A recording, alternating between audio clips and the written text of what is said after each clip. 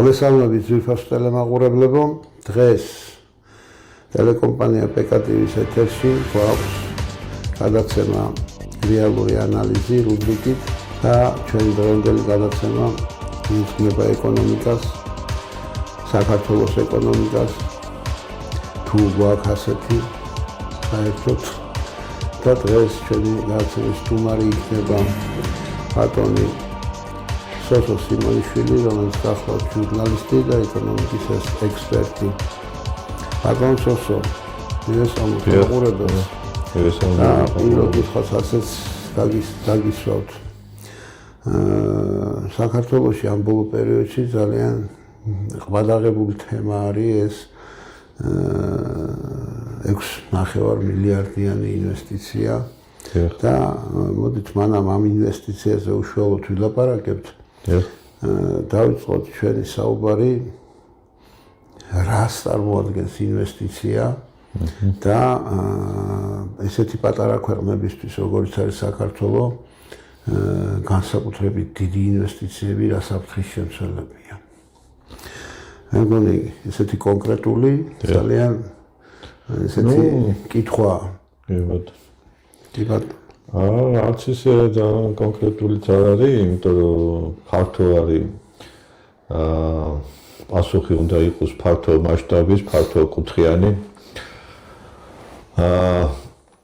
საერთოდ არსებობს ინვესტიციის ძალიან ფართო გაგება და თქვათ ვიწრო გაგება. ზოგადად ფართო გაგებით ინვესტიცია არის აი ყველაზე უფრო ფართო გაგებით ყველაფერი ის სიკეთე, რაც როცა ეძახიან ქვეყანაში ინვესტირება, აი ქვეყანაში ინვესტირება ფართო გაგებით არის ყველაფერი ნებისმიერი სიკეთე, რაც ქვეყანაში შემოვიდა. აი ყველაზე ფართო გაგებით მაგალითად რობერმა რო გადმოინაცვლა მაგალითად შავი ზღვის თავზე რო იდგა და გადმოვიდა და ჩვენთან რო წვიმა მოვიდა, ესეც ინვესტიცია. ხო და ბუნებისგან განხორციელებული, ხო. აზერბაიჯანიდან მაგალითად თუ ცხვრის ფარა შემოვიდა და მე ჩვენს ტერიტორიაზე სადღაც იქ შირაქში სადღაც იქ მოისაქმეს ცხრება, ხო? ესეც ამ ბიწაში განხორციელებული ინვესტიცია. სათხოვდა ხუმრობით. მაგრამ რეალურად ეგრე. მაგრამ ახლა საქმე რა არის, რომ არსებობს რა როგორი ინვესტიციები არსებობს. არის ეგრეთ წოდებული პირდაპირი ინვესტიციები და არის ასეთი პაკეტური ინვესტიციები. პირდაპირი ინვესტიცია რომელიც ჩვენს ქვეყანაში, ჩვენს ჟურნალისტებსა და პოლიტიკოსებს შორის არის ძალიან პოპულარული და სულ გამუდმებით ალბათ თქვენს ყურადღებას მიაქცევთ აწი აქამდე თუ არ მიგიქცევიათ, სულ არის ლაპარაკი პირდაპირი უცხოური ინვესტიციები. აი საელჩოების წარმომადგენლები, ჩვენი უცხოური საელჩოების წარმომადგენლები ჩვენთან რო არიან უცხო ქვეყნის საელჩოები, ან თქვათ ჩამოსული სტუმრები, ან თქვათ იქაური ექსპერტები და ყველა ლაპარაკობს მუდმივად აი ამ სამ სიტყვას იმეორებენ. პირდაპირი უცხოური ინვესტიცია. ეს ჩაჭედილია ფიქსირებაში. თან მიზნობრივი შეიძლება არ იყოს, მაგრამ პირდაპირი უცხოური.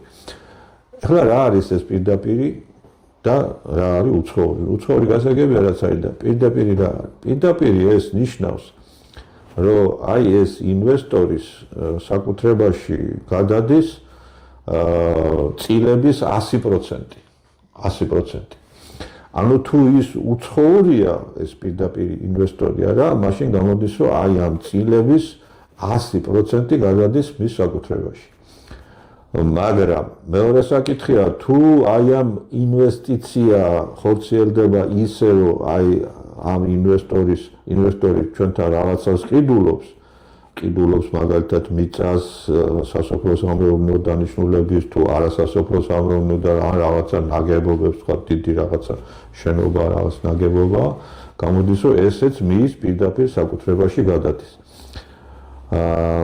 რა არის პაკეტური ინვესტიცია? პაკეტური ინვესტიცია ეს უცხოური იქნება თუ ადგილობრივი იქნება, ეს ნიშნავს, რომ არის რაღაცა ბიზნესი, უკვე არსებული ბიზნესი და ამ არსებული ბიზნესის რაღაცა წილს ყიდულობს პაკეტური ინვესტიციის დროს ინვესტორი შეიძლება ადგილობრივი იყოს, შეიძლება უცხოელი იყოს, მაგრამ ის რაღაცა წილს ყიდულობს და ეს წილი დამოკიდებული არის იმ ბიზნესის მესაკუთრეზე, ვინც მას ყიდის, ხო? აი მაგალითად სიტყვაზე რაღაცა საწარმო არის, რაღაცა მაგალითად არის. ხო, რაღაცა არის, მაგალითად ის ბატონი გოგი დოლიძე ან ვიღაცა თოფაძე, ან ვიღაცა სამჭკვაშვილი, რომელსაც აქვს თავისი რაღაცა ბიზნესი და ის აკეთებს, ესე იგი, ახალ აქციებს გამოუშვებს და ამ ახალი აქციების რაღაცა ნაწილს მიყიდის ვიღაცას. ეს შეიძლება იყოს ჩვენებური, შეიძლება იყოს უცხოელი, მაგას არ აქვს მნიშვნელობა. მაგრამ ეს არის ასეთ შემთხვევაში არის ხოლმე ეს მიზნობრივი, რატომ? იმიტომ რომ ის ამ აქციების ემისიას აკეთებს რაღაცა ბიზნესით, ეხლა გიჟი ხო არა რომ ტყუილად გაყიდოს თავისი საკუთრების წილი, ხო? ის აკეთებს ამას რომ გაფართოების ხო, აი მაგალითად თოფაძეს უნდოდა გოგი თოფაძეს უნდოდა რომ გამოეშვა რამდენიმე თქვათ ევროპული ტიპის ახალი სახეობა ამ ბლუდების, ხო? ესე იგი გააკეთა ეს ემისია, გააკეთა აქციების ემისია, გააკეთა ფინანსთა სამინისტროს მეშვეობით და ნაწილი გაყიდა და შემოიყვანა ფრანგული კომპანია, რომელთან ერთადაც აშენდა რუსთავში მშვენიერი მრუდის საწარმო, ასევე ლილოში აშენდა კიდევ ერთი საწარმო და აქ კიდევ რაღაცა გადაერაგება მოხდა და ეს იყო ძალიან კარგი ესეთი ინვესტიცია იყო, რამაც ქვეყანას დიდი სიკეთე მოუტანა. ქვეყანასაც არა მარტო თვითონ ბიზნესმენს, არამედ ქვეყანასაც მოუტანა. რატომ? იმიტომ რომ ქვეყანაში გაჩნდა ბევრი ახალი სახეობის პროდუქტი, რომელმაც ბაზარზე სამუშაო ადგილები შექმნა, თვითონ სულად ახალი საწარმოები შექმნა და ნუ რა ვიცი და პროდუქცია მეტი გამოუშვა. ხო, დაასაქონლო ბაზარი, რა თქმა უნდა. ხო, ეს აი ესეთი არის, ასეთი ინვესტიცია არის კარგი. ახლა შეიძლება და აქ ეს უცხოელი და ფრანგი კი არა ყოფილიყო, ქართველი ყოფილიყო, რომელსაც სადღაც სულ იშოვა, თუ გინდა ჩვენთან იშოვა ჩვენ ქვეყანაში, მაგრამ თქვათ სხვა ბიზნესი აქვს, მაგრამ რაღაცა აქვს დაგროვებული ფული და შევიდა რაღაცა წილში და კიდე გააფართოვეს წარმოება რაღაცა გააკეთა. ეს ესე იგი რაც შეეხება აი ამ პაკეტურს და ეს ძალიან კარგია, მაგრამ რაც შეეხება აი პირდაპირ უცხოურ ინვესტიციას, აქ არის ძალიან დიდი საფრთხე და რატოა ეს საფრთხე? საქმე ის არის რომ როდესაც ჩვენ ბიზნესზე ვლაპარაკობთ, ნებისმიერი ბიზნესის მიზანი არის რომ შექმნას ახალი ღირებულება და ეს ახალი ღირებულება ნაწილდება.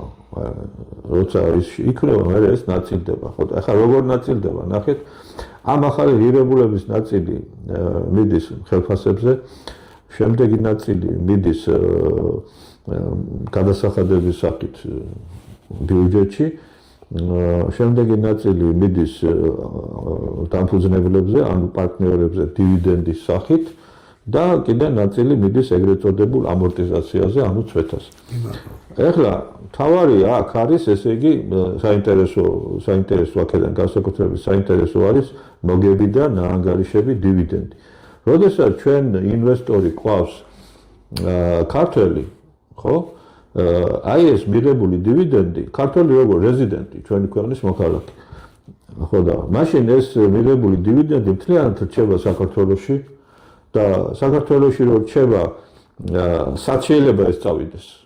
ეს შეიძლება წავიდეს მოხმარებაზე, ანუ გავიდეს ბაზარზე და რაღაცები იყიდოს და ახალისოს ისევ და ისევ განვითარება და ბიზნესი.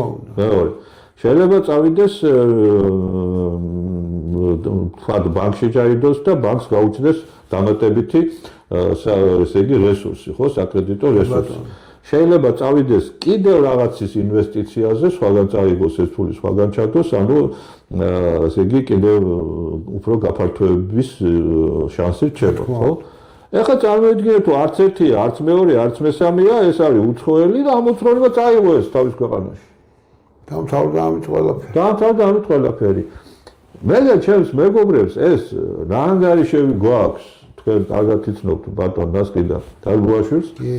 ეს გამოკვლეული გვაქვს, ეს ძალიან კარგად და ნაანგარიშები გვაქვს, რომ როდესაც უცხოელი ინვესტორი აკეთებს პირდაპირ უცხოურ ინვესტიციას და მას ითვლება რომ რაღაც ინვესტიცია შემოაქვს, თუმცა ეს რა თქმა უნდა დიდწილად ბლეფია, ანუ იქ ფულის შემოტანაზე თითქმის არასოდეს არ არის ლაპარაკი, მაგალითად სიტყვაზე რაღაცა აი მაგალითად აშენდა რაღაც დიდი სავაჭრო ცენტრი. იმან შემოიტანა რაღაცა სამშენებლო მასალები, რაღაცა დიდი კონსტრუქციები, შემოიტანა საქონელი და სხვათა შორის გასაყიდის საქონელსაც ჩვენი კანონმდებლობა ეძახდა თავის დროზე ინვესტიციას. იმას რომ შემოაქვს მაგალითად ტანსაცმელი ამ ქვეყანაში უნდა გაყიდოს, იმას ინვესტიციაში უთვლიდნენ. გახსოვთ ის რომ იყო უცხოური ინვესტიციების ხელშეწყობის კანონი რო იყო, ხო? შემოაქვს იმისთვის რომ გაყიდოს და უთვლიან ინვესტიციაში, საოცრება იყო. ხო და აი ესე მოგე ფული ითვლება რომ შემოაქვს, მაგრამ სინამდვილეში არ შემოაქვს, ან თითქმის არ შემოაქვს. თუ თქვათ აქ რაღაცა მიწის გაყიდვაზე ან შენობის გაყიდვაზე თუ არის ლაპარაკი, ის ნაწილი შემოაქვს, მაგრამ დანარჩენი სხვა არაფერს არ შემოაქვს, იქ საქონელი კონსტრუქციები, დანადგარები, ხო.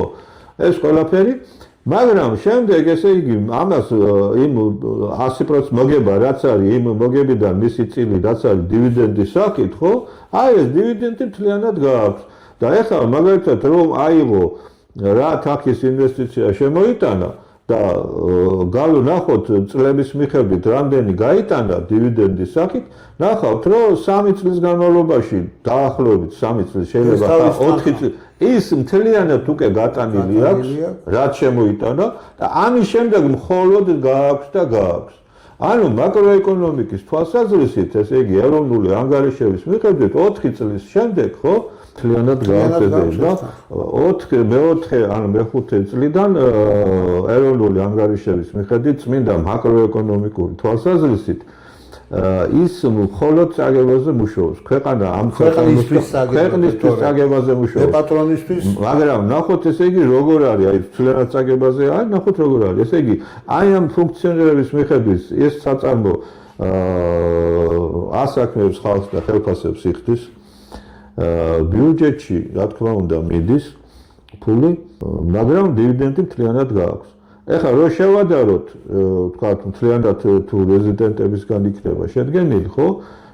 და თუ იქ არ იქნება უცხოური ინვესტორი, მაშინ ეს მთლიანად რჩება, 100% რჩება მთელი ეს ფული ქვეყანაში, ხო? მაგრამ იმ შემთხვევაში თუ უცხოური ინვესტორი არის 100%-ის პრობლემი თუ არის განსაკუთრებით იმ შემთხვევაში დივიდენდი მთლიანად გადის და რაც უფრო მაღალი მოგება აქვს ამ საწარმოს, რაც უფრო რენტაბელურია, მით უფრო მეტი გადის.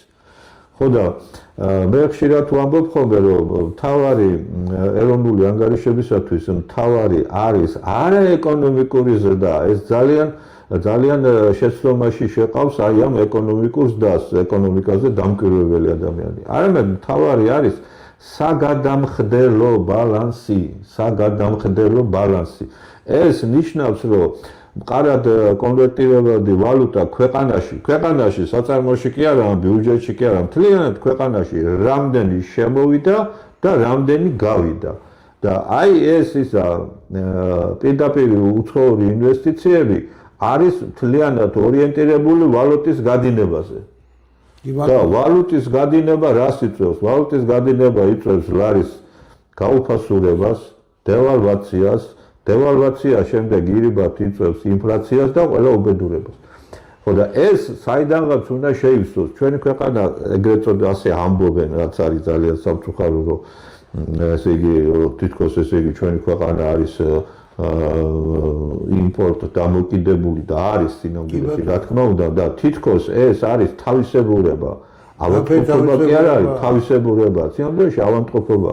იმიტომ რომ იმპორტ დამოკიდებულება რას ნიშნავს? ეს იმას ნიშნავს, რომ შენ ანუ ქვეყანა აი იმპორტის საკიდლად მუდმივად გარეთ გააქვს ამ ქვეყანას გააქვს, ასე ვამბობთ, სინამდვილეში ცხადია თვითონ იმპორტიორებს გააქვთ, ხო? გააქვთ მყარად კონვერტირებადი ვალუტა და მის ნაცვლად შემოაქვთ საქონელი, ის საქონელი იყიდება, მე მიდიან და ყიდულობენ დოლარს სავალუტო ბაზარზე და მე ისევ გააქვთ. ანუ მუდმივად გააქვთ. საინტერესო თემას. ხო და საიდანღაც ეს ხო უნდა დაბალანსდეს, ესე იგი ინვესტორს ეს ვალუტა გააქვს, იმპორტიორს მუდმივად გააქვს, მაგრამ ვის შემოაქვს? არავის. აი, შემოაქვს ესე იგი ჩვენს მიგრანტებს. მიგრანტებს. ეხლა ერთი ამის გარდა რა თქმა უნდა რაღაცა ექსპორტიც გვაქვს, ცოტა გვაქვს. ექსპორტი ჩამორჩება, ყოველთვის ჩამორჩება, არ აყოფილა ისეთი წელი, რომ არ ჩამორჩებოდეს, იმპორტს ყოველთვის ჩამორჩება და თან აი ბოლო წლებში რაც რო გადის, უფრო და უფრო იზრდება. ესე იგი, იმპორტი უფრო და უფრო, ესე იგი, მატულობს ექსპორტთან მიმართ, ექსპორტის მიმართ. და ეს ტენდენცია მუდმივი გახდა, თანაც ჩქარდება და ეს მიუთითებს მოკლე ხანში ეკონომიკურ კატასტროფას. რა თქმა უნდა. ბატონ სოსო, ერთი კითხვა გამიჩნდა რა, ამაზე მე ძალიან ხშირად ვსაუბრობ და სხვა ძალიან კატეგორიულად რამდენიმე გადაცემაში ადრე წლების წინ პირდაპირ ესე დავსვი საკითხი. ქვეყანას, რომელ ქვეყანაშიც ექსპორტს ბევრად აღემატება იმპორტი, ასეთ ქვეყანას არ ამგონია, რომ კონდეს უფლება, კონდეს თავისი ვალუტა. ეს ვალუტა, ლარი, დღეს არის ქართველი მოსახლეობის კიდევ უფრო მეტად გაღარიბების და გაუბედურების ინსტრუმენტი. რატომღაც დოლარის კურსი წლების განმავლობაში სულ ყოველთვის მატულობს 2 თვით ადრე ახალ წლამდე, საბალანსო წელი ჩვენ ვიცით, რომ 31 დეკემბერი თავდება და ჩვენი ბიზნესმენები თავიანთ ზარალს აი ამ ლარის კურსის რყევით ახორციელებენ. ეს ტენდენცია მუდმივად არის. პლუს მაგას მუდმივად ქვეყანაში არის დანაკლისი მსყიდველობით უნარიანი ვალუტის კონვერტირებადი ვალუტის. ხო, ყარად კონვერტირებადი ვალუტის, იგივე დოლარის დაუშვათ. და საქართველოში ის ფული, რომელიც ტრიალებს, და რომელსაც ქვია ლარი, და რომელსაც ჩვენ ესე ამაყად ვაცხადოთ, რომ ჩვენ გვაქვს ჩვენი ფული. გვერდით ქვეყანაში რო გახვიდე ნებისმიერში, არსად ფულად არ თვლიან. თქვენ ახლა რო გაიტანოთ 200 ლარი სასონხეში და უთხრათ, რომ დამიხურდავე, არავინ არ დაგიხურდავს. იმიტომ რომ ეს ფული საქართველოს გარეთ არის აბსოლუტური ქაღალდი. ხო, არის კონვერტირებადი. ხო, ამიტომ ჩემო ძვირფასო ეკონომიკის დირექტორებო მოგმართავთ თქვენ, გააუქმეთ ლარი და გადადით. არსებობს ქვეყნები, ეს სულაც არ განსაზღვრავს ქვეყნის დამოუკიდებლობის მაჩვენებელი არ არის საკუთარი ვალუტა. დღეს თუ ყველას გვინდა რომ შევიდეთ იქ და ევრო გქონდეს ხო სულ ყველას. იმ ევროს დროს რომ ქართული ლარი არაფერი აღარ იქნება, ხო ყველამ კარგად იცით და ევროზე გადავალთ რა დამოუკიდებლობის ხარისხი აქ დაკარგული დღეს საფრანგეთს, გერმანიას თუ რაშია საქმე. ამიტომ აი ისეთი ქვეყნები, რომლებსაც ზუსტად ჩვენთაირი მდგომარეობა აქვს, ექსპორტი ბევრად ნაკლებია იმპორტზე და მაინც გამწარებით ეჭიდებიან თავიანთ ვალუტას, ესეთი ქვეყნები უკიდურეს სიღარიბეში ცხოვრობენ. უკიდურეს სიღარიბეში ცხოვრობენ, მაგალითად გეტყვით მონღოლეთი. ტუგრიკი უყვართ, მაგრამ მონღოლეთი როგორ ცხოვრობს? ჩვენზე უკეთესად. ჩვენზე შეიძლება უკეთესად, მაგრამ ერთ-ერთი ღარიბ ქვეყანად ითვლება. ამიტომ ეს თემა ძალიან ვფიქრობ, რომ საყურადღებო თემა არის. ჯერ ერთი ამ ჩვენს მეწარმეებს და ბიზნესმენებს რატო ვურთულებთ მდგომარეობას. წავიდა, დოლარით იყიდა, შემოიტანა ლარზე გაყიდა, მერე ეს უნდა გადახურდაოს დოლარზე, წავიდეს ისევ დოლარი იყიდოს და იყიდოს ისევ საქონელი, ისევ შემოიტანოს. ამ დოლარზე გაყიდეთ ყველაფერი. ხო შემოგივიდათ 6.5 მილიარდი. ხო შემოვიდა. თუ თუ ნაღდი ფული არ შემოიტანეს. აი ეს არის. მოახსენეთ. საქმე რა არის, იცით რომ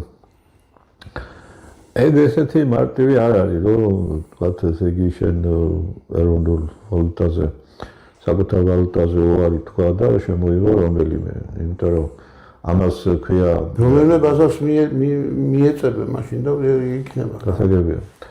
თქვენი შეკითხვა გასაგებია, მაგრამ საემისიო ბანკი ქვია, ამას საემისიო ბანკი, ანუ ბანკი რომელსაც ფულის ემისიის, ანუ გამოცემის უფლება აქვს კანონით, ხო?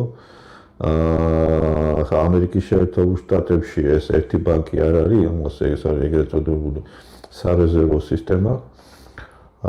თქვათ, სხვა ქვეყნებში ძირითადად არის ესე იგი ცენტრალური ბანკები. ჩვენი ბანკი სინამდვილეში მთავარი ბანკი ცენტრალური ბანკია, მაგრამ ჩვენ რატომღაც ამას ვეძახით ეროვნულს და ეს სხვაშორის ძალიან სასაცილოა, იმიტომ რომ ახლა ფეხბურთის სტადიონიც ეროვნული გვაქვს და საემისიო ბანკიც ეროვნული, ცოტა უხერხულია შეიძლება ყველაფერს ეროვნული. სისხლის ბანკიც ეროვნული. ყველაფერს ეროვნული უწოდო, მით უმეტეს ისეთ ცენტრალურ ბანკს, რომელიც არის გამოუგნებელი თავისი არაკომპეტენტურობით. და თავის მევახშეობით. მევახშეობით თავისთავად. ეხლა რას ვამბობ, ეხლა ამას ავხსნით, თორე ისე არ შეიძლება არ უნდა გამოვიდეს ისე რომ ვთქვათ მე რაღაცა დავაბრალე არაკომპეტენტურობა და არაფერს აღარ ვაკიცებ. საქმე რა არის? რა შემთხვევაში შეიძლება ცენტრალური ბანკი ჩაითვალოს არაკომპეტენტურად? გააჩნია რა მიზანი აქვს და თუ აი რაღაც შეიძლება დავადგინოთ რა მიზანი აქვს მას და მერე ის უნდა ახსნათ, კი არა და ვნახოთ აი ამ მიზანს ის აღწევს თუ ვერ აღწევს. საქმე ის არის რომ კონსტიტუციით და კანონით ეროვნული ბანკის შესახებ და ფულად საკრედიტო პოლიტიკის შესახებ აი ამ კანონებით ეროვნულ ბანკს რაიმე პასუხისმგებლობა პრაქტიკულად არ ეკისრება. გააფუჭებს საქმეს თუ გააკეთებს, არ ეკისრება. კანონში წერია, რომ ის პასუხისმგებელია ფასებზე. ახლა საქმე ის არის, რომ ეროვნულ ბანკს არ შეუძლია ფასებზე იყოს პასუხისმგებელი. მას შეუძლია იყოს პასუხისმგებელი ლარის მსყიდველობით უნარიანობაზე. მაგრამ შეიძლება ვინმე გითხრას, რომ ეს ერთი და იგივეა, არ არის ერთი და იგივე, არ არის ერთი და იგივე. მეორე შეიძლება იყოს დევალვაციაზე, ვალუტის, ანუ ჩვენი ლარის, ან ინფლაციაზე, ხო? იცით რა არის? ამ ყველაფერს თავისი ნიუანსები აქვს. ფასების ცვლა არ არის ინფლაცია. ეხლა ჩვენს უმაღლეს სასწავლებლებში ალბათ ყველგან ასწავლიან, რომ ეს ერთი და იგივეა, მაგრამ არ არის ერთი და იგივე, იმიტომ რომ ინფლაცია ეს ნიშნავს, ეს სიტყვა პირდაპირ მნიშვნელობით ნიშნავს გაფუებას, მასის ზრდას, მოცულობის ზრდას ნიშნავს. ხო და გაძვირება და მასისა და მოცულობის და ერთი და იგივე არ არის კაცო. ესე იგი მაგალითად სიტყვაზე იმ წელიწადს რო გვალვა იყოს და კიტრი არ მოვიდეს, ხო, კიტრი გაძვირდება. მაგრამ ეს ინფლაციამ კი არ გააძვირა, ანუ ფულის მასის დანკი არ გააძვირა. სეზონურმა ცუდმა ამინდმა ხო და ეს სეზონური გაძვირება და ინფლაცია არ შეიძლება ერთმანეთში აურიოთ. წინააღმდეგ შემთხვევაში ეს თუ აურიეთ, მაშინ სწორ ანალიზს ვერ ვაკეთებთ და ვერც აკეთებს ეროვნული ბანკი აი ამ სწორ ანალიზს და აი როცა ვთქვა სეზონური გაძვირება არის, ეს მათი ანგარიში და მათი ჭკუით ზრდის ინფლაციას ასე წერენ, რომ ინფლაცია გაიზარდა და ასე შემთხვევაში ჩვენი ეროვნული ბანკი აძვირებს კრედიტს. აი სასწაულია რა, იმის ნაცვლად რომ შენ ეკონომიკას დაეხმარო კრედიტის გაიაფებით, იმისათვის რომ ეხლა რას ნიშნავს კრედიტის გაიაფებით შენ მეწარმეს ეხმარები რომ მეტი საქონელი გამოიტანოს ბაზარზე და ამით ფასები გაიაფდეს და გაიაფდეს და სინამდვილეში ფულს უძვირებ და ამით კიდევ უფრო ამძაფრებ აი ცუდ მოვლენებს ხო და ხო მაგდენს ხო შენს ხელშია ეს ემისიას ხო შენს გარეშე ხო 1 ლარი არ გამოვა ზედმეტი ხო შენ არ გაგიკეთებია თქვა იმაზე მეტი ემისია რომ თქვა იმას გამოიწვია ესეთი ინფლაცია და ამიტომ გამოიწვია გაანებე იმას თავი კაცო ნუ უზრდი ნუ აძვირებ ამ კრედიტს ეს არის ელემენტარული რაღაცა იმიტომ რომ ფულის გაძვირება და გაიაფება აი სასწორეს ერთ პინაზე დევს საქონლის მასა მეორეზე ფულის მასა თუ შენ ფული ზედმეტი გამოუშვი ეს იწვევს ინფლაციას მაგრამ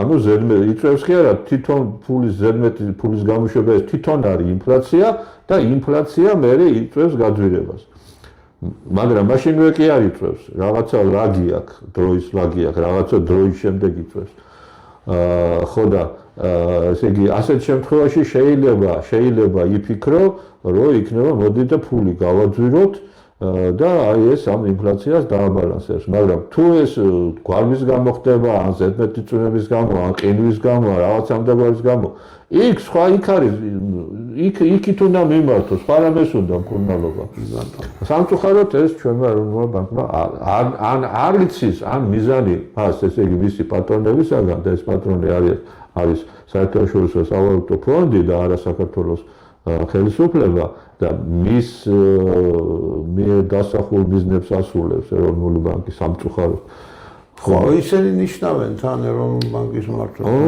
ისინი არ ნიშნავენ პარლამენტი ნიშნავს მაგრამ მათი პარლამენტი ამტკიცებს მაგრამ უბრალოდ ჩვენი პარლამენტიც და ეროვნული ბანკი და ყველა იმათ ემორჩილება ესეთი მდგომარეობა ხო და ეხლა ნახოთ რა ხდება კიდე არის კიდევ ესეთი ძალიან შეფარული, მაგრამ ძალიან ძიმე პროცესი. ეს ამას ქვია აი არა მიზნობრივად ფულის ემისია. ანუ რეფინანსირებული კრედიტები. ეს რას ნიშნავს რეფინანსირებული კრედიტები?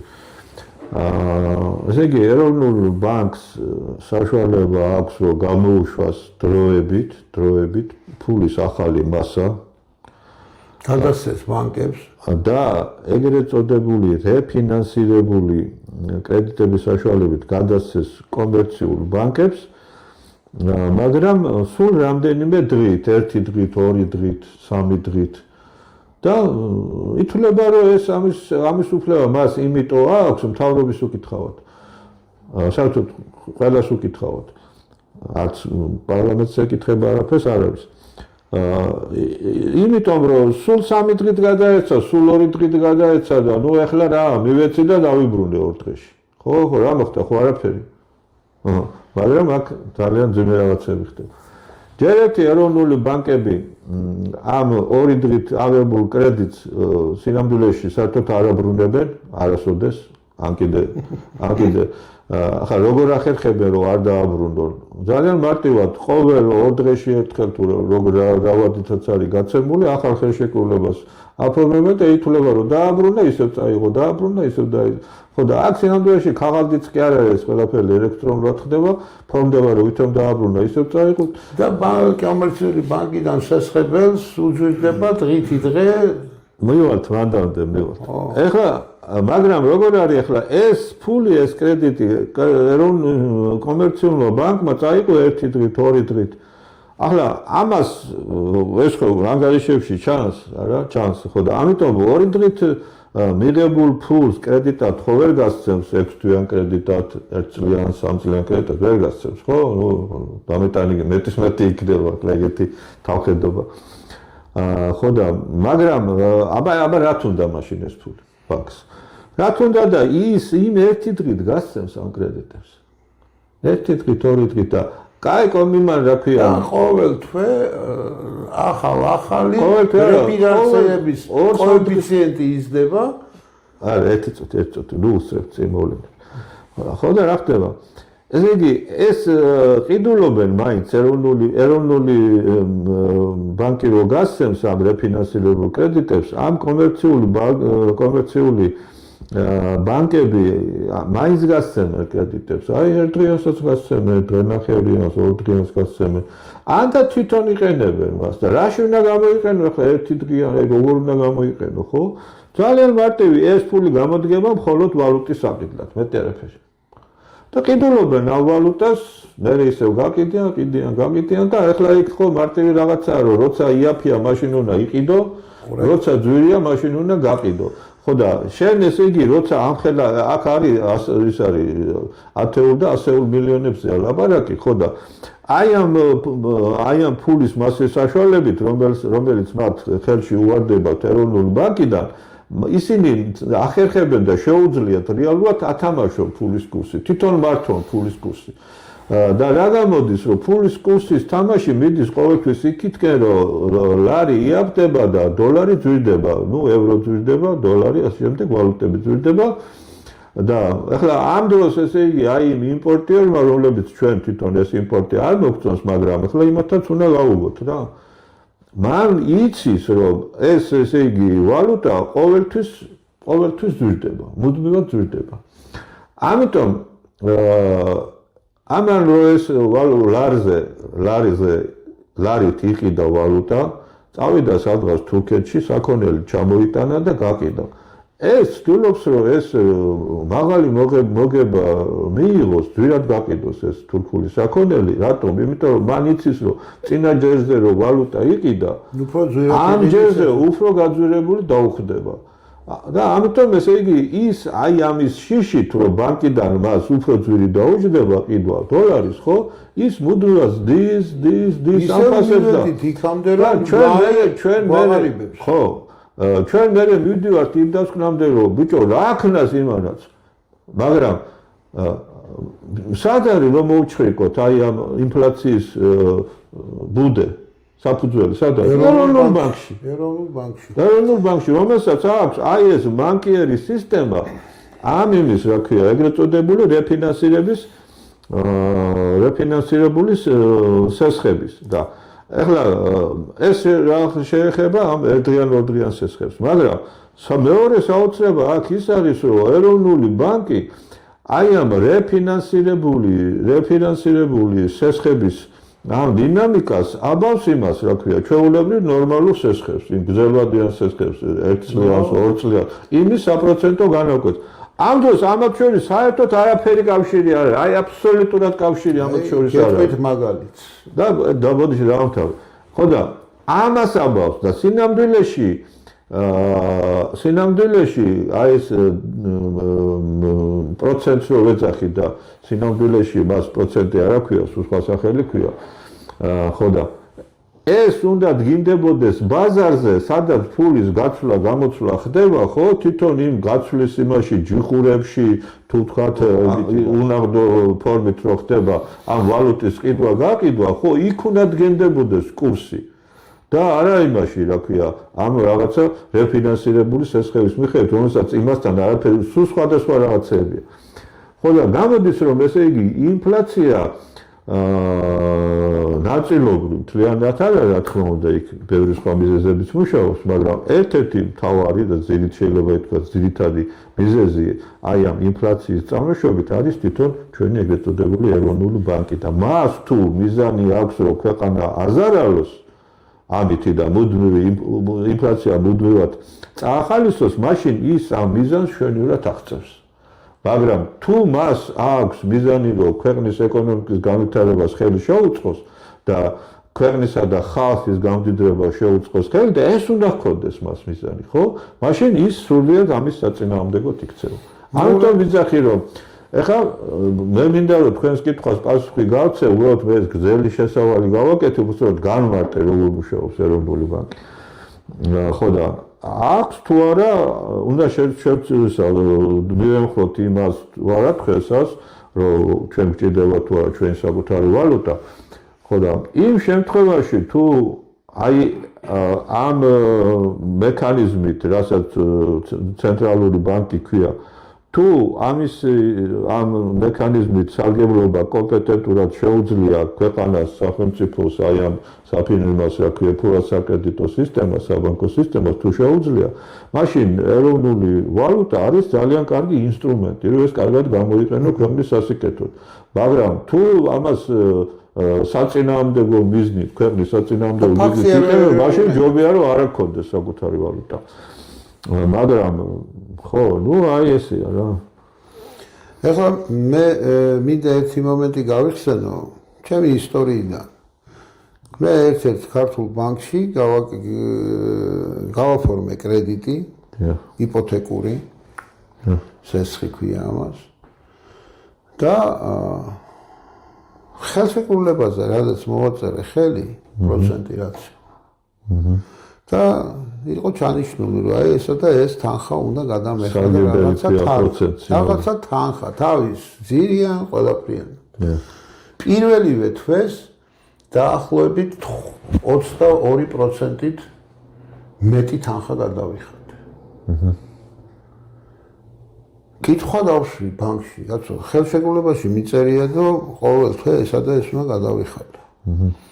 რატო ვიხდი ეხლა დღეს სიტყვაზე 300 ლარით ძვირ თანხას. 320 ლარით ზედმეტი გადამახდების პირველივე გადახდა. ეროვნული ბანკის რეფინანსირების პროცენტი გაიზარდაო. ბანკი ხო არ იზარალებს, აი მაგაზია საუბარი ზუსტად. არაფერ კავშირში ერთმანეთთან არის. აგერ არაფერ კავშირში არ ყოფილა. ანუ თქვენ ის კრედიტი რეფინანსირებული კრედიტიდან არ მიგიღიათ. მაგას სულ სხვა წყარო აქვს. ჩვენ სესხულობთო, აი ეს რან მივაწეს. იმ ფულიდან უფლება არ აქვს თქვენ მოგცეთ. ჩვენ სესხო, აი, ეგ არის მთელი სასწაული. ის სულ სხვა ფულია. და გრძელდება დღემდე ესე. აი საიდან თქვენ რომ მოგცეს, საიდან მოგცეს ის კრედიტი. ჯერ ესეთი ბანკს უნდა კონდეს თავისი საკუთარი სახსრები, ესე იგი დაფუძნების დროს, იქ დაფუძნებულმა უნდა შეიტანოს ეს საკრედიტო რესურსი. ეგ ერთი. მერე ბანკს შეუძლია მიიღოს მოზიდული საკრედიტო რესურსი, ანუ სხვა ბანკებისგან, უცხოური ბანკებისგან მიიღოს, ესე იგი შეიძლება მიიღოს თქვა საერთაშორისო რეკონსტრუქციის ბანკებისგან, თქვა ევროპის სხვადასხვა ბანკებისგან, მსხვილი ბანკებისგან, უამრავი საშუალებაა და აკეთებენ ამას, აკეთებენ. იმიტომ რომ თქვენ რო ნახოთ ახლა არც ერთი ჩვენი ბანკის პარტნიორი, მსხვილი პარტნიორი ხო არ არის ჩვენი რეზიდენტი. ყველა პარტნიორები არიან მსხვილი უცხოური ბანკები ან სხვა საფინანსო ინსტიტუტები, მათ შორის სავალუტო ფონდი, მსოფლიო ბანკი და ასე შემდეგ, ხო. ასე რომ ეს არის, რა ქვია, ხო და აი იქიდან გაიცემა თავისი და მოზიდული საკრედიტო რესურსიდან აი ესეთი თქვენ რო აიღეთ ეგეთი კრედიტები. რეფინანსირებულ კრედიტებს აი ესე თქვენ რო გაქვთ აღებული იმ კრედიტებთან არაფერი კავშირი არ აქვს. აგა შენადგმებმა ზუსტად ეგ პასუხი გამწეს, რომ რეფინანსირების კოეფიციენტი გაზარდა ეროვნულმა ბანკმა და მაგალითად ზამთრის თვეებში ეს ყოველთვის იზრდება და მე შეიძლება დაიკლოს, მაგრამ ეს როდის შეიძლება დაიკლოს არასდროს არ იკლებს და ყოველწლიურად და ყოველთვიურად განსხვავებულ თანხებს ვიხდი სულ. ბანკში თუ მიხვალ და გინდა რომ შეხვდე დაუშვათ ვინც რაღაცას წვეთს იმას ვერ შეხვდები შანსი არ არის კი ბატონო. ისა ხელშეკრულებაში რომ გელაპარაკებიან ვიღაცა აი ესეთი დაყენებული სარკესთან ნავარდიშები თავპირით ახალგაზრდა ბავშვები ზოგს კრედიტ ოფიცერი ხია, ზოგს კრედიტ მაიორი, ზოგს კრედიტ გენერალი გამიგეთ და პასუხი აქვს ერთი. ეროვნულმა ბანკმა გაზარდა რეფინანსირების კოეფიციენტი. всё, დამთავრდა. ხელშეკრულებაში, რომელსაც თქვენ ხელს აწევთ, აი ის არის სქელი დასტახობი ფურცლების და იქ ძალიან წვრილი შრიფტით არის დაწერილი ეს ხელშეკრულება და წესით ახლა ის უნდა წაიკითხო თავიდან ბოლომდე. მაგრამ ახლა თემა წაიკითხა ძალიან ძნელად. რო წაიკითხა 68 გვერდიანი. ხო, და თანა ძალიან წვრილი შრიფტით. ხო და მაგრამ იქ ყველგან წერია რომ ბანკს უფლება აქვს სამხრივად შეცვალოს აი ეს პროცენტი. ყველგან წერია ისე რომ თქვენ სასამართლოში რომ წახვიდეთ ვერასდროს ვერ მოიგებთ, ყოველთვის წააგებთ, იქ წერია ეგ. აი ეს არის ჩემო კარგება. ზეგი ეროვნული ბანკიც ერთ-ერთი ფარად აყავთ აკრული ამ მოდი ახლა ვთქვათ რა არის ეროვნული ბანკი. უბრალოდ უნდა ერქვას მას ცენტრალური საემისიო ბანკი. საემისიო შინაარსია მისი და ცენტრალური ბანკი, ახლა ეროვნული ბანკი ცოტა უხერხულია. აი ამ ინსტიტუციას ერქვას ეროვნული ბანკი. სინამდვილეში ეს არ არის ბანკი. ეს არის სახელმწიფოს ინტერესების გამომხატველი ინსტიტუცია, რომელმაც უნდა დაუდგინოს თამაშის წესები, თამაშის წყალებში, რა თქმა უნდა, კომერციულ ბანკებს. მაგრამ იმისათვის, რომ სავალუტო ფონდის იმისათვის, რომ დაიცვას ქვეყნისა და ხალხის ინტერესები. არ მისცეს თავმხედობისა და თავმდებობის საშუალება კომერციულ ბანკებს. სინამდვილეში ეროვნული ბანკი არ კანონით ექვემდებარება, სინამდვილეში არ ექვემდებარება არც პარლამენტს და არც მთავრობას და არც არავის და ამას ეძახიან, ესე იგი, ამ ინსტიტუციის დამოუკიდებლობას, როგორც რაღაცა წმინდა ძროხას და ესე იგი საერთაშორისო ინსტიტუტები ყოველთვის ცდილობენ, რომ მაქსიმალურად დაიცვან მისი დამოუკიდებლობა ჩვენი ეროვნული ინსტიტუციებისაგან, მაგრამ ისინი თლიანად არიან დაქვემდებარებული იმ საერთაშორისო ფინანსური ინსტიტუციასთან არიან დამოუკიდებლები. ხო და მაგრამ თვითონ ესე იგი ვის და რას იცავს ეროვნული ბანკი? ეროვნული ბანკი თავისი ესე იგი პრაქტიკული ქმედებით ეს არის გამოდის, რომ არის რაღაცა ასოციაცია, კომერციული ბანკების ასოციაცია, რომელიც მაქსიმალურად იცავს კომერციული ბანკების ინტერესებს და არა ქვეყნისა და ხალხის ინტერესებს და იცავს მისი ძემდგომი ორგანო საერთაშორისო ფინანსური ინსტიტუციების ინტერესებს. ეს არის სავალუტო ფონდი, მსოფლიო ბანკი და ასე შემდეგ. აი ესეთი მდგომარეობა და ამიტომ როცა მას ქვია ვთქვათ ეროვნული ბანკი, რო ეძახით, ეს ძალიან უსამართლო არის და არ არის სწორი. მე ხანდახან ისე ცოტა მხატვრულად მას ვეძახი ხოლმე ანტიეროვნულ ბანკს.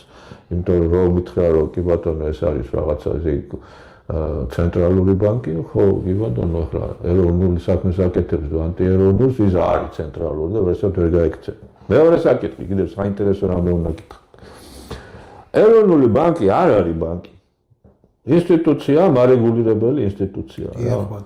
მაგრამ მას ღმერთო შემინდა რომ ვთქვათ ესე იგი ასეთი რაღაცა უნდა ვთქვა, მაგრამ ბიჭო, მას უფლება არ აქვს კომერცია გააკეთოს, მაგრამ იმავე კანონში უწერია, რომ მას აქვს კომერცია გააკეთოს. აი, ერთ თავში ერთ აბზაცზე წერია, რომ არ აქვს უფლება და მეორე აბზაცზე წერია, რომ აქვს უფლება. და რა უფლება აქვს? ესე იგი, ის ვაჭრობს ვალუტით. ყიდულობს და ყიდის ვალუტას. ეს კომერციაა, ჩემო გაგა. მეორე საკითხია, რომ თქვათ ესე იგი, მასში შეიძლება ვთქვათ რაღაცა კომერციას ვთქვათ ეწეოდეს, მაგრამ მას არ ჰქონდეს დივიდენდის დარიგების უფლება, ხო? აი, როგორც ხო არიან არა მომგებიანი NGO-ებს ვეძახით, თუ არა მომგებიანი ორგანიზაცია რაღაცას აკეთებს, მაგრამ ის საწესდებო მიზანი აქვს, მაგალითად, ვთქვათ, ბავშვების დახმარება. ან რაღაცა სხვა, რაღაცა მიზეზია და მთელი ფული მას უნდა მოახმაროს. ეხლა აქ როგორ არის ეროვნულ ბანკში როგორ არის? ის ვაჭრობს, აკეთებს კომერციას, ის ფულს ყიდის და ყიდულობს, არა მხოლოდ იმ შემთხვევაში, როცა სესხებს აძლევს კომერციულ ბანკებს. არამედ პირდაპირ ბირჟაზე, სავალუტო ბირჟაზე ყიდულობს და ყიდის ვალუტას, ხო? და აქედან მას აქვს მოგება, რა თქმა უნდა, აქვს მოგება. მას არ აქვს რომ უფალება და არ გასცემს დივიდენდებს, მაგრამ ის გასცემს პრემიებს. შენ ახლა ამას დივიდენდს დაუძახე თუ პრემიას დაუძახე, რა მნიშვნელობა? ის ამ ფულს გასცემს და ხალხს ეს ფული მიაქვს სახში. კი ბატონო. და ეს პატარა თანხები არ არის, ეს უზარმაზარი თანხებია. კაცო, არავის ჯიბეში არ მეყურება, მე იმას კი არ ვიცახი, რომ არ უნდა იყოს დაფასებული იმათი შრომა. მაგრამ რაღაცა წესები დაიცავი ხალხო, რა ესე ხო არ შეიძლება. ესე იგი, ნახე როგორ არის, ის ამას კომერციას, ამ ფულის ყიდვა გაყიდვას აკეთებს როგორც გარე ბაზრებზე, ისე შიდა ბაზარზე. შიდა ბაზარი ჩვენ სავალუტო ბირჟა არა გვაქვს. გვაქვს რაღაცა მისტიური ბლუმბერგის სისტემა, ბლუმბერგის პლატფორმა. არა, ბუტკა კემაინც გასაგებია რა არის. ეს ბლუმბერგის პლატფორმა რა ubedureba ეს ვერ იყო ბირჟა, ეს იყო ღია ღია ბირჟა იყო, ესე იგი მიდიოდნენ ბანკები და ერთმანეთისაგან ყიდულობდნენ ვალუტას და ყიდულობდნენ. აქ ერთ-ერთი მონაწილე ამ ბირჟის იყო ეროვნული ბანკი და ისიც ყიდიდა და ყიდულობდა ვალუტას და ყველაფერი იყო გამშვირვალე. აი ულტრა გამშვირვალე იყო შეხვედროდი ამ ბირჟაზე და როგორც ნიუ-იორკის ბირჟაზე თუ ლონდონის ბირჟაზე იქ ჩანდა ვირას ყიდის, როგორ ყიდის და მე ეს ქვეყნდებოდა და ინდო იმაზე რა ქვია მათ ვებგვერდზე და ყველაფერი. ეს დახურეს ამის ნაცვლად ბლუმბერგის პლატფორმაზე. ვინ არის ეს ბლუმბერგი? ბლუმბერგი არის ამერიკული ორგანიზაცია. ხო და ესე იგი იქ თურმე რაღაცას თურმე კი არა ისე ვამბობ ვაკილე. ესე იგი იქ ვაჭრობენ, მაგრამ იქიდან ეს არის შავი ყუთი. შავი ხრელი, ინფორმაცია არ შედის, არც გამოდის. არაფერი არ ვიცით, ვინ ყიდის, რას ყიდის, როგორ ყიდის, არ შეიძლება რომ ვიცოდეთ. ის არის კერძო ორგანიზაცია ეს ბლუმბერგი, აბსოლუტურად კერძო ორგანიზაცია. ხო და ვინც მონაწილეობს, ვინც რამეს ყიდის ან ყიდულობს, იმას შეუძლია წვდომა აქვს ინფორმაციაზე და სხვას არავის ამაზე წვდომა არ აქვს. ესე იგი თუ გინდა რომ დიდი მახინაციები აკეთო, გაუმარჯოს ბლუმბერგის პლატფორმას რა. მე რო ეკითხები რომ ეს როგორ შეიძლება კაცო ბირჟა ხო იყო და რა ასერჩოდი, ან თქვათ აწიმაიც შექმნათ ეს ბირჟა რომ გამშვირვალე იყოს. არა, ეს არის თურმე ის რა ქვია, როგორც ყველაფერი ძალიან ბევრი რამ ამ ქვეყანაში კომერციული საიდუმლო ყოფილა. ესე იგი თურმე სისულელე ყოფილა და არასწორად იქცევიან თურმე ყველა განვითარებული ქვეყანა რომ ვაჭრობენ იმაზე რა ქვია ბირჟაზე, გამშვირვალე ბირჟაზე. კომერციულ საიდუმლოებაზე გამახსენდა. დიახ. აქვს თუ არა საერთოდ ქვეყანას, აი საქართველოს მთავრობას. გააფორმოს ისეთი ხელშეკრულებები კერძო პირებთან და კომერციული საიდუმლოების არ გათქმის მიზეზით საერთოდ მოსახლეობას არ უთხრას რა ხელშეკრულებებს აფორმებს. ეს კონსტიტუციით ბატონო ზაქარია სახელმწიფოს უფლება არ აქვს რომ კომერცია აწარმოოს. რამე იყიდოს და რამე გაყიდოს მოგების მიღების მიზნით. ახლა სახელმწიფო საჭიროებისთვის მას ცხადია მის სამინისტროებს აქვს უფლება რაღაცა შეიძინონ, ავეჯი იქნება თუ შენობა თუ რაღაცა მოგების მიღების მიზნით კი არა. ეს უნდა იყოს კონფიდენციალური. არავითარ შემთხვევაში როგორ შეიძლება მაგის კონფიდენციალური. კითხვა ის, მაგრამ მოგების მიღების მიზნით და სადღაც პარტნიორად დაფიქსირდეს და მე მოგებაში წილი კონდეს და დივიდენდი მიიღოს, ხო? ამის უფლება არ აქვს სახელმწიფოს. საერთოდ არ აქვს. არც ერთ სამინისტროს ამის უფლება არ აქვს. ასაიდუმლოებს ესეთ ხელშეკრულებებს. ასაიდუმლოებს ერთი საკითხია, საერთოდ ამის გაკეთების უფლება არ აქვს. და გასაიდუმლოების უფლება ხო ცხადია არ აქვს და არ აქვს. როგორ უნდა დავწუნდეთ იმაში, რომ მოგებაზე არ მუშაობს ეს ხელშეკრულება ვიღაცების მოგებაზე, თუ ამას ასაიდუმლოებს. ბატონო ზაქარია, სახელმწიფოს არ აქვს სახელმწიფოს და მის ინსტიტუციებს არ აქვს მოგების მიღების მიზნით კომერციული გარიგებების დადების უფლება. საერთოდ არ აქვს.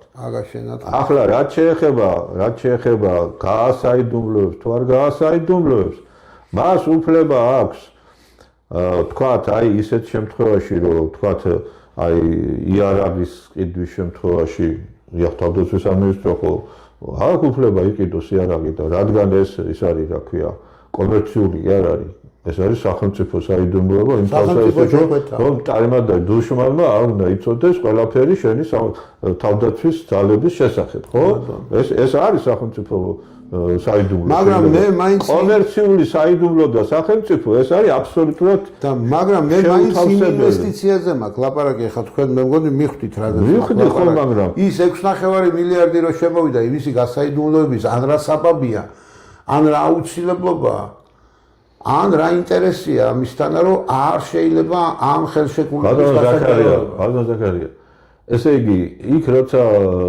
ამბობენ ჩვენი ქვეყნის მესვეურები რომ ჩვენ რაღაცა მესამედი გვაქვს 30% გვაქვს 33 თუ რაღაცა გვაქვს ხო ანუ სახელმწიფოს ეს არ შეიძლება არა ვერ გავიგე ეს რას ნიშნავს რომელ სახელმწიფოს რა სახელმწიფოს ვის აქვს მინისტრთა კაბინეტს აქვს? არ ვიცი. წილი? არ ვიცი.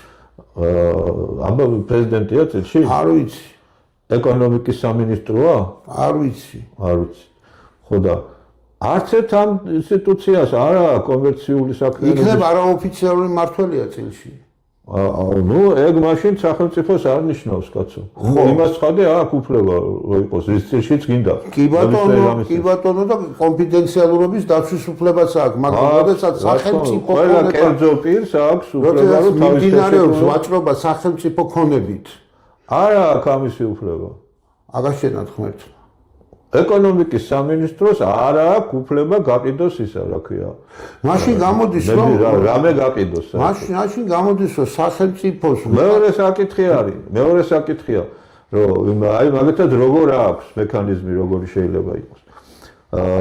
სახელმწიფოს ეს ეკონომიკის სამინისტრო იქნება თუ თქვა რომელიმე სხვა, მას უფლება აქვს დაარსოს თუნდაც 100%-იანი სახელმწიფო წილით ვთქვათ, ეს შეზღუდული პასუხისმგებლობის საზოგადოება თუ სააქციო თუ რომელიმე საზოგადოება დაარსოს, ეს იქნება ჩვეულებრივი ეკონომიური აგენტი, კომპანია. სიპი რასაც ქვია.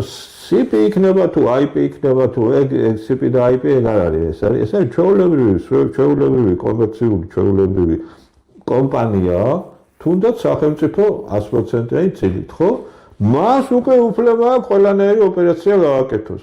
მაგრამ სახელმწიფო არის წილშიო, ანუ მთავრობა არის წილშიო, ეს გამაოგნებელი ნათქვამია, რანაირად კაცო. სახელმწიფო რა ვაჭრობს? რითი ვაჭრობს კაცო? ქართული მიწა. არა აქვს სახელმწიფოს ქონება. სახელმწიფოს ქონება არ შეიძლება რომ ქონდეს. აკაშენათ. და გაყიდოს და იყიდოს. სახელმწიფოს აქვს ქონება, მაგრამ სახელმწიფოს ქონება, მაგრამ მისგან მთავრობას არ აქვს ქონება. მისგან აი ამ ქონებით ის მას ივაჭროს, ამის ანუ მიიღოს მოგება და დივიდენდი სად უნდა წაიღოს? არ ვიცი. მას შეუძლია მის მიერ დაწესებული 100%-იანი წილით სახელმწიფო საწარმოს ჩვეულებრივი კომერციული ის იქნება შეზღუდული პასუხისმგებლობა თუ რაღაცა ის დივიდენდი მას შეუძლია მიიღოს. მაგრამ თვითონ მთავრობა როგორ არ მისმის, მთავრობა როგორ შეიძლება ივაჭროს რაღაცა გაყიდოს. სრულად გაუგებარია, აი როგორ გითხრა და კონსტიტუცია რაში გვჭირდება? არ ვიცი. მაშინ რა განსხვავებაა? მაშინ გააკეთოს, იყიდოს ყველაფერი სახელმწიფომ და გააკეთოს. არ ვიცი. სახელმწიფოს ქონება აქვს ბატონო ჩემო, მაგრამ აქვს, მაგრამ კომერციის და მოგების მთავრობის არ არის. არა. ვაჭრობის და კომერციული საქმიანობისა და მოგების მიღებისა და დივიდენდის განაწილების უფლება მას არ აქვს. სახელმწიფო ორგანოებს. სახელმწიფოს ორგანოებს, ხო. ანუ მინისტრთა კაბინეტს, სამინისტროებს და ასე შემდეგ, მათ ამისი უფლება არ აქვს. მოკლედ, ძვირფას ტელემაღურებლებო, აი ესეთი საინტერესო აბსურდების ქვეყანაში ვცხოვრობ ჩვენ. ჩვენი ქვეყანა ნელ-ნელა დაემსგავსა. არ ვიცი, გრიკულას დუქანს, ესე იცოდნენ ხოლმე ძველად თბილისში თქვა. მაკარას დუქანს დაემსგავსა და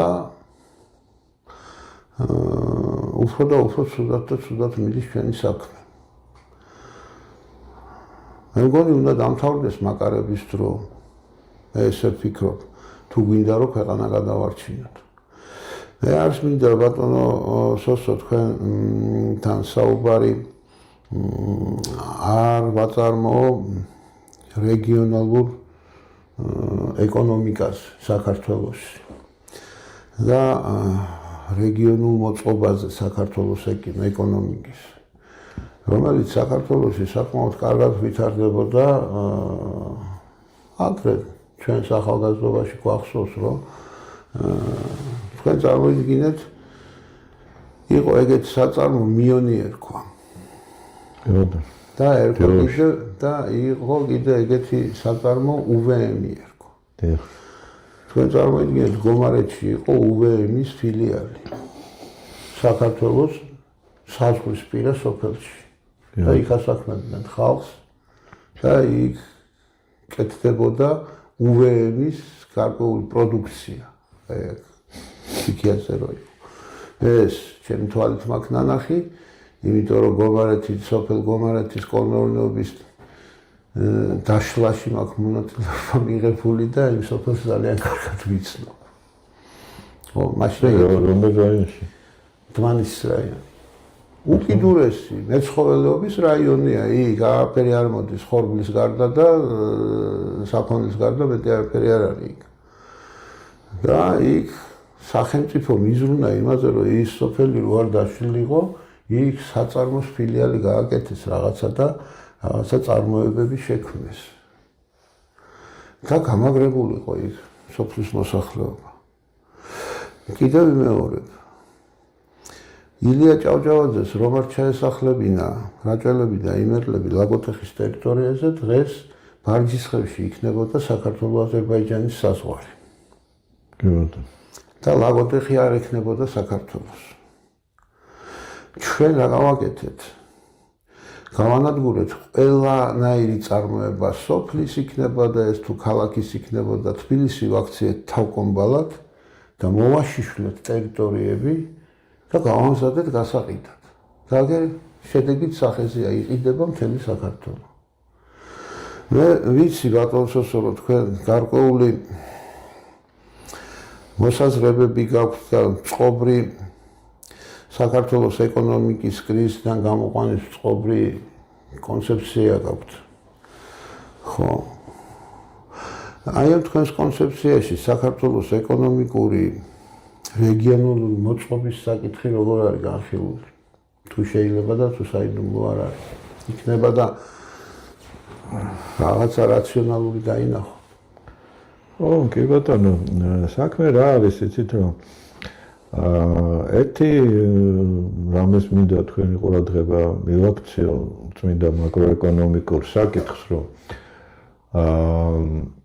იმისათვის რომ ქვეყანა დაწინაურდეს და ხალხმა იმუშაოს, იშრომოს და ასე შემდეგ და დასაქმებული იყოს, ოჯახები გაძლიერდეს, ხო, ამისათვის აუცილებელია რომ ფული არ გროვდებოდეს რაღაცა ადგილებში, ფულის კონცენტრირება არ ხდებოდეს.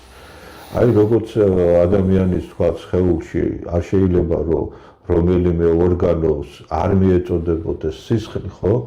ფული არის ეკონომიკის სისხლი. ხო და თუ რომელიმე ორგანოს სისხლი არ მიეწოდება და თუ რომელიმე რაიონს, რეგიონს თუ რაღაცა ფული არ მოეწოდება და ის სადღაცა სხვაგან ერთ ადგილას ხდება თუ ორ ადგილას თუ 10 ადგილას ფულის კონცენტრირება და მოძრაობა შეზღუდულია, ეს იწვევს აი იმ ადგილების ატროფიას, კტომას იწვევს ის. როგორც ორგანიზმში ხდება ეს, ისე ხდება სახელმწიფოს ორგანიზმში. ამიტომ აი ეს რეგიონალური მოწყობა იმის მიხედვით კი არ უნდა დაალაგდეს, რომ თქვათ ვის რა მოსწონს და თქვათ ეს ცენტრალიზებული ჯობია თუ თქვათ რაღაცა სხვა ვარიანტი, ხო? არამედ იმის მიხედვით უნდა დაალაგდეს, რომ ეს სახელმწიფოს ზრდას, განვითარებას, გამდიდრებას და გაზრდას ხელს უწყობს თუ არ უწყობს. მე კიდე არ შეიძლება რომ თქვათ რომელიმე იმას რა ქვია რეგიონს თუ ადგილს წაართვა ის საშუალებები, რაც მას არსებობისათვის და განვითარებისათვის, რაც აუცილებელია მისი ზრდისა და განვითარებისათვის. მით უმეტეს ესე სასოფლო რეგიონებს ეხლა ცხადია რომ ყველა ჭირდება სახნავით, სათესით, საძოვარით, სათიბით, სარწყავით და ასე შემდეგ, ხო და არ შეიძლება ყველაფრის ცენტრალიზება და განსაკუთრებით არ შეიძლება სხვის მიერ მობილიზებული, სხვა ადგილზე მობილიზებული სახსრების, ესე იგი მიმართვა მხოლოდ ცენტრისაკენ. ეს იწვევს ძალიან ცუდ რაღაცებს და უკვე ჩვენ ხედავთ, უკვე აშკარაა, რასაც იწვევს, ესე იგი ჩვენი რეგიონები დაიცალა ამ ზედმეტი და უაზრო ცენტრალიზაციით. ამიტომ ესე იგი ამას ახლა რა დაერქმევა მუნიციპალიტეტები დაერქმევა თუ პრეფექტურები თუ რა დაერქმევა, მაგას კი არ აქვს მნიშვნელობა. თავარი არის ის, რომ ესეთი ცენტრს არავითარ შემთხვევაში არ უნდა გქონდეს იმის უფლება, რომ იქ რეგიონებში რაღაცეები ყიდოს, ეს მდინარეები, ტბები, მიწები, რაღაცა ესე იგი ტყეები და ასე შემდეგ. როგორ შეიძლება კაცო? როგორ შეიძლება? ჯერ ერთი საერთოდ ზოგადად არ შეიძლება მით უმეტეს ეგეთი პატარა ქვეყნისათვის თქვათ მიწების გაყიდვა არა აქვს მნიშვნელობა ეს სასოფლო სამეურნეო იქნება თუ არ იქნება. ახლა არავითარ დაბრკოლებას არ წარმოადგენს რომ სასოფლო სამეურნეო რო იყო გუშინ დღეს უცბად არ შეუცვალო სტატუსი და არ გაკიდო როგორც არასასოფლო, ხო? არავითარ დამოჯდაბკოლება. კანონში ეს ვითომ შეიტანეს რომ არ შეიძლება სასოფლო სამეურნეოს გაკიდვა, მაგრამ შეუცვლით და გაკიდე, რა პრობლემაა? ეს არის აი ძალიან ახლო მხედველი, ეს არის ერთუჯერადიანი ეკონომიკური პოლიტიკა, ეს არის ის რას გავს, იცი რომ ერთ-ერთი ბავშვობაში მაქვს წაკითხული რომ ბოშების აი ეს მოხეტიალე ბოშები დაასახლეს სადღაცას იქ ერთ ადგილას ერთ სოფელში და ზამთრის დასაწყისში მისცეს სათესლო ხორბალი რა რომ ესე იგი ეს უნდა დაეთესათ გაზაფხულზე ეს ხორბალი და ეხლა ბოშები არ იყვნენ ეხლა სამეურნე ხალხი და დასთესვის დრო რომ მოვიდა ამბოშდა ეს ხორბალი ძალიან შეჭმული ჰქონდათ უკვე ხო ხო და ზუსტად იგივე არის რა ის როგორც ეს ბოშები იყვნენ უგუნურები ეკონომიკური თვალსაზრისით შენ რომ მიწას გააკიდი პრაქტიკულად ეს სხვა დანარჩენს თავი რო გავანებოთ ესე იგი შენს ქვეყანას უკარგავ იმის საშუალებას რომ ამ მიწაზე რაღაცა მოიწიოს მოიხმაროს ხო და შენ 100-ჯერ მეტის მიღების საშუალება გქონდა ამ მიწიდან და დღეს მას ყიდდი აი მეწველი ძროხის დაკლა ბევრად უფრო გონიერი ეს არის საქციელი ვიდრე მიწის გაყიდვა ბატონო ხო და მე კიდე ეს ელექტრონული აუქციონები რომელიც ისეა მოწყობილი რომ ესე იგი ხალხს არ აქვს ფართოწლობა ამასთან და ჯერ ესეთი საერთოდ არ აქვს ამისი კეთების უფლება ამ ელექტრონული აუქციონების და იქ ადგილობრივ აბსოლუტურად არავის არაფერს არ ეკითხები და ესე იგი ყიდი ამ მიწებს და სხვა რაღაცეებს ხო ეს ანგრევს და მომავალს უსპობს იმ რეგიონებს და როცა შენ ამას ყველა რეგიონში აკეთებ, გამოდის რომ შენ მომავალს უსპობ მთელ ქვეყანას. ხა როგორ მოეწყობა ეს? ეხლა მე ამაზე მაქვს, მაგრამ ეს ჩემი აზრია და ხა ეს ფართო მსჯელობის საგნა დღეს არ მიმაჩნია, მაგრამ მე ვამბობ პრინციპს, რომ ყველა რეგიონს უნდა გქონდეს იმისი საშუალება, რომ მის ხელთ არსებული უძრავი ქონება, მიწა, წყალი და ყველაფერი ფინანსებიც ხო და მოახმაროს თავის თავს და ეს გადასახადებიც ადგილზე გადახდილი გადასახადები უნდა მოხმარდეს ისევ იმ რეგიონს სადაც ის იქნა მობილიზებული იმ საწარმოებიდან და ეს განვითარებას უზრუნველყოფს ამ რეგიონების წინააღმდეგ შემთხვევაში ჩვენ აი უკვე მივიღეთ ის რაც მივიღეთ რომ მაგრამ საქმე რა არის რომ ესე იგი როცა ხალხი სოფლიდან თუ საიდანღაც გარბის ის ადგილი ცარიელი არ არჩევა და ჩვენ ესე იგი ვხედავთ რომ შევიდეთ ინტერნეტში ვხედავთ რომ ესე იგი იქ რუსულენოვანი, არაბულენოვანი, თურქულენოვანი რეკლამები არის სავსე სადაც ხალხს მოუწოდებენ რომ ჩამოვიდონ და იყიდონ მიწა, წყალი, სახლები, მიტოვებული სახლები და ყველაფერი ესე იგი ძალიან სერიოზული ტემპით ხდება ჩვენი რეგიონების დასახლება უცხო ტომებით და როცა შენ უცხო ტომის ხალხი დაიკავებს იმ ადგილებს, მერე უკვე მხოლოდ დროის საკითხია, როდის დაკარგავ შენ ამ ადგილს. ამ ტერიტორიას აი ამ ტერიტორიას როდის დაკარგავ რა დაკარგულია უკვე რომ მიხიდი დაკარგულია, მაგრამ ხო, მაგრამ ჯერ საზღვრებშია. და აი როდესაც უკვე საზღვრებიდანაც გავა, ეს მხოლოდ დროის საკითხია. ეს იმას გეშოს გავა თუ არ გავა. აუცილებლად გავა, გააჩნია როდის. ან მალე, ან ცოტა უფრო გვიან, მაგრამ აუცილებლად დაკარგვა.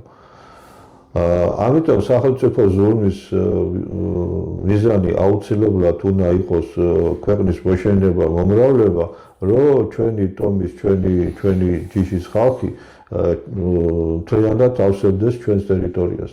წინააღმდეგ შემთხვევაში საქართველოს სახელმწიფოებრიობა კითხვის ნიშნის კითხვის ნიშნის ქვეშ კი არ არის, აუცილებლად დაიკარგება.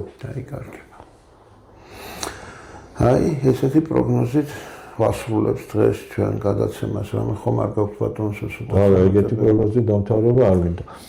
საქმე ის არის, რომ ისმის კითხვა ჩვენ დროდადრო ვაკითხავთ ხოლმე სხვადასხვა უწყებებს და ვიცით, რომ სამინისტროებში არის აი ესეთი საოცარი განწყობა, რომ ამ ქვეყანას მაინც უკვე არაფერი აღარ ეშველება და იქნება და უკეთესი იყოს, რომ ჩვენ თავს მაინც უშველოთ და ამიტომ მათ რაიმე ესე იგი განვითარებაზე ორიენტირებული და მასშტაბური გეგმები არ აქვთ, არც მუშაობენ, არც ფიქრობენ ამის თაობაზე. ახლა მიწების გაყიდვა, რომ ეს საქართველოს სახელმწიფოს დასასრულს ნიშნავს, დასასრულის მოახლოებას ნიშნავს, ეს ცხადია. მაგრამ არის თუ არა მდგომარეობა უიმედო და არის თუ არა ეს პროცესები შეუვალი.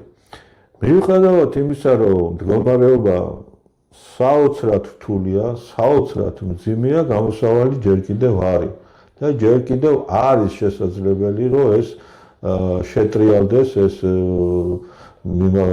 ტენდენცია დასრულდეს და რაღაც ზრდისკენ და გადარჩენისკენ შეტრიალდეს, მაგრამ ამისათვის არ არსებობს ერთი კონკრეტული და რაღაცა ღონისძიება. ამისათვის არის ღონისძიებათა დიდი ნაკრები და ყველაფერი უნდა გაკეთდეს. იქ რაც წერია, იქ ყველაფერი უნდა გაკეთდეს. ახლა ეს მე მაქვს ჩამოყალიბებული ჩვენ პროგრამაში, რომელიც თქვენ ახსენეთ წეგონ და იქ არის ყველაფერი. პირველ რიგში ეს არის მაკროეკონომიკური. ხშირად ისმის, რომ მოდი აი ჯერ ჩვენ თუ უპირველეს ყოვლისა უნდა სოფლის მეურნეობას მივაქციოთ, ზოგი ძახის რაღაცა სხვას უნდა მივაქციოთ.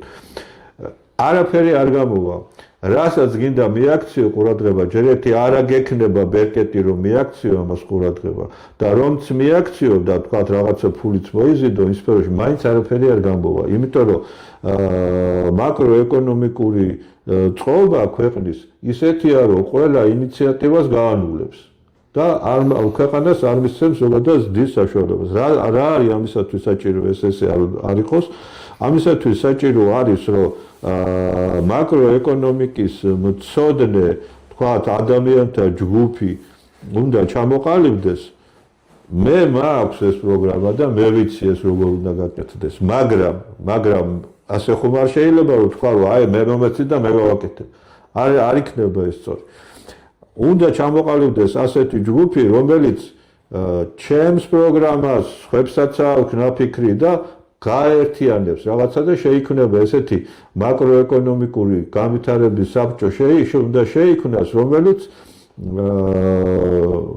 დადებს ამ კონცეფციას, როგორ უნდა მოეწყოს მთელი ქვეყნის მაკროეკონომიკა ისე, რომ ესე იგი ქვეყანამ დაძლიოს ეს ვარდნა, მუდმივი ვარდნა და გაჩერდეს ჯერ ეს ვარდნა და მერე ზემოთ წავიდეს, ხო? მაკროეკონომიკა მოიცავს საბაჟო პოლიტიკას, ფულად საკრედიტო პოლიტიკას, საბანკო სისტემას, მთლიანად ქვეყნის ადმინისტრირებას, თვითონ ესე იგი კონსტიტუციაში აუცილებელ ცვლილებებს, იმიტომ რომ კონსტიტუციაში არ არის, კონსტიტუცია ისე არ არის აგებული, რომ ეს ორიენტირებული იყოს ქვეყნის განვითარებაზე. პირიქით, ეს კონსტიტუცია არის იმისი გარანტი, რომ საქართველო აუცილებლად დაიღუპება თუ ამ კონსტიტუციით გავაგრძელებთ ცხოვრებას, იმიტომ რომ იქ პირდაპირ ჩადებულია ის მექანიზმები, რომელიც ამას უზრუნველყოფს. ყველაფერი შესაძლებელია, მაგრამ ამას უნდა პოლიტიკური ნება და ეს ერთშენიერ დღეს თუ არ დავიწყეთ, აქა-იქა და ალაგ-ალაგ არ გამოვა. შეუძლებელია. ერთიანად უნდა გაკეთდეს ყველაფერი, კომპლექსურად. მოკლედ, ისე მივედით იქამდე, რომ მაგრამ შესაძლებელია. უიმედო სიტუაცია ჯერ არ არის. მივედით იქამდე, რომ უცოდინრებმა ეს კიდე კარგი ნათქვამია, უცოდინრობა, თუ ეს ყველაფერი რაც ხდება დღეს, ეს გამიზნულად ხდება ბინების მიერ და დღევანდელი ხელისუფლების მიერ, ეს თლად დიდი უბედურებაა, მაგრამ თუ ეს უცოდინრობის გამო ხდება, დროა უცოდინრებმა დაიხიონ უგან და მისცენ საშუალება მცოდნე ადამიანებს, რომ დაიწყოს საქართველოს იქნება და რამენაირად ის მუხრუჭი ჩაირთოს, რომელიც საქართველოს უსხლოსში არ გადაჭიხავს რა. აი ეს არის. თუ ეს ვერ შეიგნო ვერც ხელისუფლებამ და ვერც შეიგნო ვერც მოსახლეობამ ეს მაშინ მართლა არაფერს აზრი არ ქონდა. საქმე რა არის, იცით ბატონო ზაქარია?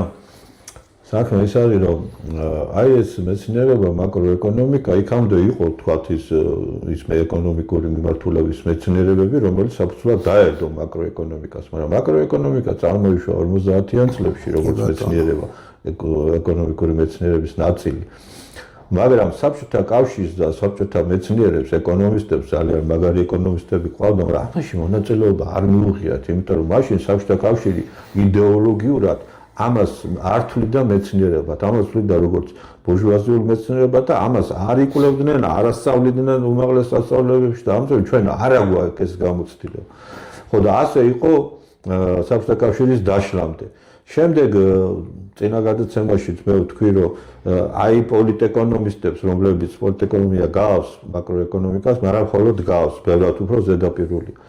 არ აქვს ეს სპეციალისტები, ის მაკროეკონომისტები, რომელსაც მაკროეკონომისტები დღეს ქვიათ, ხო, ისინი გაზარდეს პოლიტეკონომისტებმა. ამიტომ მათ ეს მეცნიერება ღრმად არ იციან. თითებზე ჩამოსათვლელი არის ადამიანები, რომლებაც ეს მეცნიერება იციან. და ეხლა ნახეთ, რომ სადაც ეს მეცნიერება წარმოიშვა, ის ქვეყნები, ყველა ქვეყანა ყველას კონკურენტია, ესეა მოწყობილი დედამიწაზე ცხოვრება. ხო და შენ როცა მსოფლიო ეკონომიკურ სისტემაში შედიხარ და შესული ვართ, ხო? და ჩვენ ვაგებთ აი ამ კონკურენციულ ბრძოლას ყოველ ნაბიჯზე, ყოველ დღე ვაგებთ და ყოველ დღე ქვეყანას ეფიტება თავისი სუვერენიტეტის ეკონომიკური საფუძველი. ფერადოვანი ვიტრინები და მალის ავტობუსები ეს არ არის ეკონომიკური წარმატების მაჩვენებელი და არც ინვესტიციების რაოდენობა, არც ეკონომიკურის და კარგი და ზუსტი შედარებით მაჩვენებელი არის საგადამხდელო ბალანსი, სადაც კატასტროფა გვაქვს, ექსპორტ-იმპორტის ბალანსი, სადაც ასევე კატასტროფა გვაქვს, ჩვენი ხალხის ტოტალური ემიგრაცია უცხოეთში, სადაც ასევე კატასტროფა გვაქვს. აი ესეთი მდგომარეობაა, ხო და ჩვენ ვერ მოუგებთ აი ამ მაკროეკონომიკურ ფრონტზე ბრძოლას ვერ მოუგებთ იმ ქვეყნებს, სადაც ეს მეცნიერება წარმოიშვა და იმათი წიგნებით ჩვენ ვსწავლობთ, ხო? და თქვენ რა გონიათ, რა წიგნებით გვასწავლიან უცხოელები ჩვენ მაკროეკონომიკას? სწორი წიგნები ეს თავისთვისაა აქვს თავისი სახელმძღვანელოები და თავის ხალხს ასწავლიან და ჩვენთვის, ჩვენ ხალხს, რომლებიც იქ ჩადიან, ასწავლიან ეგრეთ წოდებული fake სახელმძღვანელოებით, სადაც ყველაზე მთავარი და ძირეული რაც არის, ის უკუღმა წერია. აი მაგალითად წერია, რომ პირდაპირ უცხოური ინვესტიციები ყველასთვის კარგია, ამიტომ ჩვენთვის დამღუპველია და ამით გვასწავლიან. და ჩვენ რა ვიცი, ბევრი მაგალითის მოყვანა შემიძლია ამით. მაგრამ ვინც ეს ვნახეთ, ვინც ეს გავშიფრეთ, ვინც ეს გავარკვიეთ და გავიგეთ სინამდვილეში როგორ მუშაობს მაკროეკონომიკა, აი ამ ადამიანებისაგან უნდა შეიქმნას ჯგუფი, დამკვრელური ჯგუფი, ეგრეთ წოდებული მენტალური შეტევის განსახორციელებლად, ხო?